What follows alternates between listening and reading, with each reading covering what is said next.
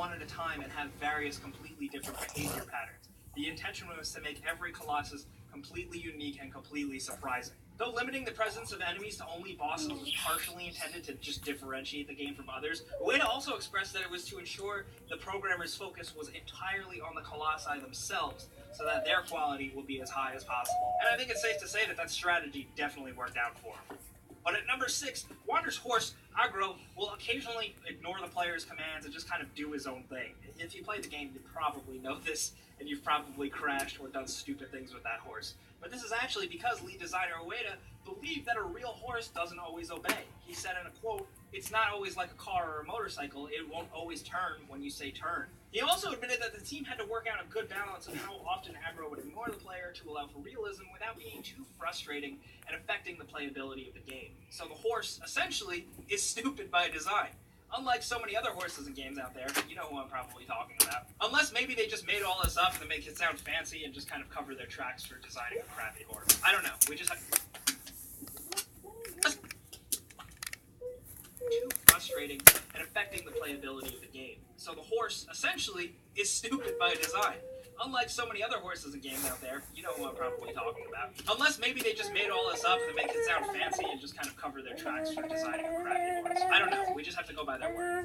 Because at number 5, there's actually an unused item in the game's code called the Eye of the Colossus. While semi-functional in the preview version of the game, it was removed from the final game. This item was actually pretty cool. It allowed players to witness battles through the eyes of the Colossus they're fighting. It sounded like a really cool and novel concept, but ultimately it seemed like it was too advanced for the systems already being juggled on the PS2, and it was scrapped. Thankfully, though, we do have so many internet sleuths out there on YouTube digging into the code and figuring things out like this so we can make videos.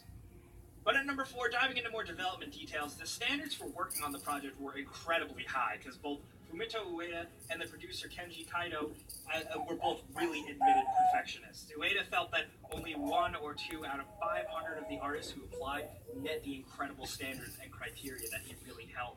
And throughout the game's development, it would often demand large-scale changes in design just to meet his vision. If that sounds intense, it definitely was, according to reports. Now, this is a different situation years later, but maybe you can apply that as part of the reason why The Last Guardian took ages and ages to release. But at number 3, like we alluded to it earlier, the game was originally intended to have 48 Colossi. That's a lot, and this would have been a completely different game, because that number was then cut in half to 24, before eventually being reduced even further to the 16 that ended up in the game. That said, though, none of the Colossi have official in-canon names. All the names that fans go by and the ones included in the guidebook are just nicknames that the developers came up with to distinguish them. Now, I still want way more of a look at some of these cut bosses, because if they're anything close to what that slight data out there does suggest from the ones we've seen, they could have been awesome. But unfortunately, it seems like we'll never know. Next at number 2, the game was originally intended to have a more upbeat, optimistic ending, but that changed over the course of development. The notion was entertaining of having it be an unlockable ending or trying to have an ICO save file on your memory card, but they decided it would be unfair cutting some players off from an ending and all, you know? Ueda went on record saying in an interview, "Originally, we had it so Wander's body would grow each time he defeated a Colossus, and we were thinking of doing something along the lines of Beauty and the Beast. The awakened girl, still unable to see, would grope around for Wander, but his form had changed. And then, as he wondered what would happen, the credits would begin, but in the end, the two would happily mount aggro and ride off into the sunset." Now, that definitely sounds way more uplifting because I beat that game and I was incredibly sad, but ultimately it still sounds a little too perfect for what was ultimately a pretty somber adventure. Now, at number 1, this is cool because I'm just a sucker for this stuff. There was a viral marketing campaign for the game that was launched in 2005. There was a Typepad blog called Giantology, and it was created as the hub. The character or author of the blog was a 28-year-old electronics store worker and gamer who was named Eric Belson from Evanston, Illinois. Now, in this blog, Eric considered himself the world's first giantologist and ran the blog where he would post his research on giant mythological creatures and posted photos and videos that showed evidence, apparently, of colossi existing up to the lead-up of the game. The site was seen by over 25 million people and was a hell of a way to tease a game announcement. From stuff like this to I Love Bees for Halo, they just don't do this stuff like they used to. But those are some things we thought were pretty interesting about Shadow of Colossus. Ultimately, it's still a really mysterious game. All we have is little looks into how the game was made. But ultimately, it doesn't matter. We love the game, and we want to talk about it with you guys. If you have any other secrets you'd like to tell us, let us know in the comments. Let's talk about this awesome game. But you guys know the deal. If you enjoyed this video, clicking the like button does help us out. And if you haven't subscribed yet, you should, because we put out videos every single day. But as always, thanks for watching. We'll see you guys next time.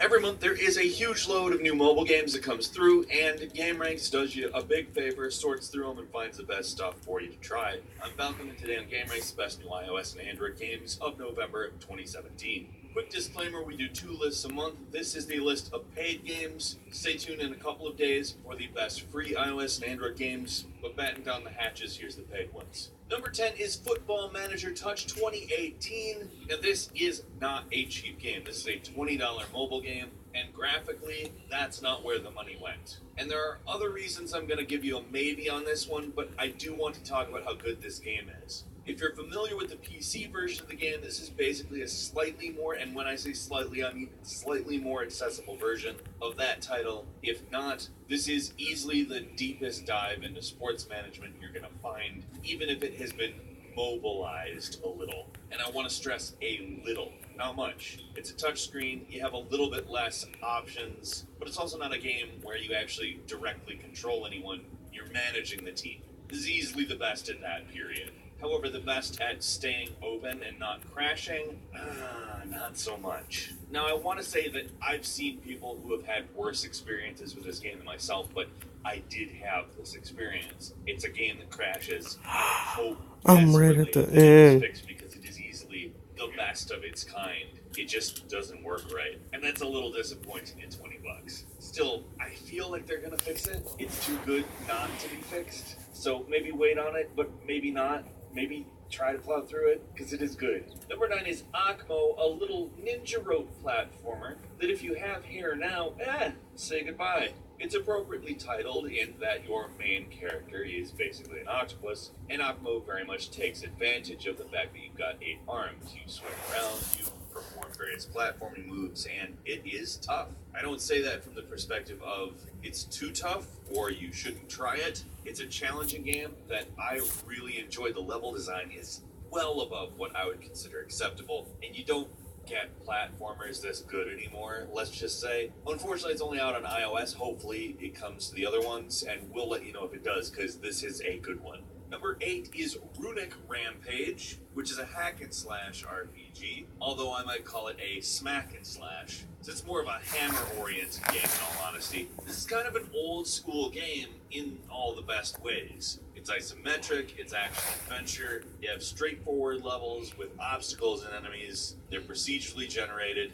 and trust me, this is one of those games that does that right, as opposed to, like, random and weird like some of them do. Nice upgrade tree, spells, armor, and while some might call it slightly generic, I definitely wouldn't myself. There's not really enough of this kind of game to call it generic. At one point, yes, we were overloaded with this kind of game. But it's really nice to see a competent one come out when there isn't a million of the same thing vying for it. Number 7 is Final Fantasy Dimensions 2, which is going to confuse you right off, because I don't know how to describe this. It's a premium game that plays like a free-to-play, except for it doesn't actually suck at that. Like, it doesn't jam any microtransactions at all into it, but you still pretty much have the same structure as a free-to-play, which, as it turns out, when you're not needlessly waiting or being nudged to buy things, isn't terrible.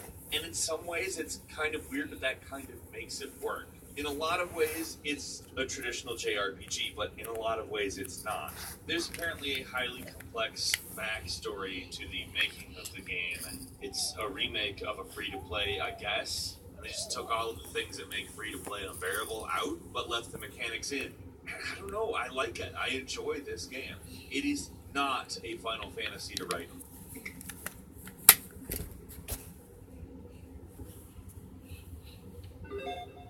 GameRanks, we've done a lot of Easter egg videos. We've done countdowns for stuff like Uncharted 4, Doom, Overwatch, Dark Souls, and stuff. But this time we're casting a huge net as we talk about 7 of the most elaborate Easter eggs of all time. These are really crazy and weird, so strap on your big boy pants. Let's get started off with number 7.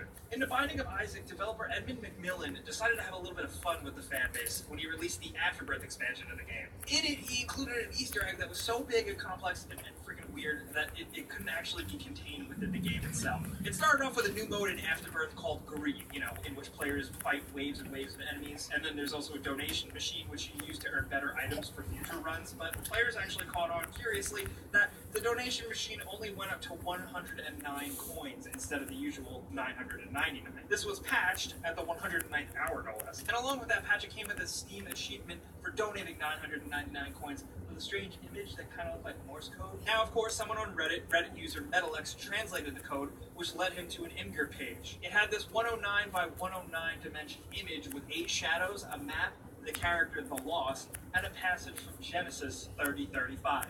Yeah, we're getting even deeper. And eventually, astute players actually caught on and realized that McMillen had been dropping hints to get people to check out the Santa Cruz Boardwalk. When someone actually did venture there, they found this missing poster. Notice the missing numbers at the bottom. Yep, that's 109. Calling this phone number would lead to a voicemail message. On November 13th, the voicemail was replaced with a new message that said, "Christ calls, generous gods don't guide history forever. Knowledge grows. His final form ends beyond greed." If you thought that was really weird and ridiculous, then things get even more crazy. McMillen, who had been tweeting out hints here and there about whether or not the community was getting warmer or colder, take into consideration the fact that part of this message was backwards and make it negative. And with that, you get a series of GPS coordinates that point to a building in Santa Ana with the building number, and that building number is, you probably guessed it, 109. When members of the community went to those coordinates, they found a yellow poster with more Bible quotes on it with a picture of a person growing up, growing old, and dying on the back. In addition, there was also a pile of change on the ground, and since McMillen on Twitter had been so adamant about needing a shovel, they dug under the change to find a buried Greed statue with writing on it. By using the writing on the statue, the community was able to discover a Twitter page for Greed with the Twitter address @IMI.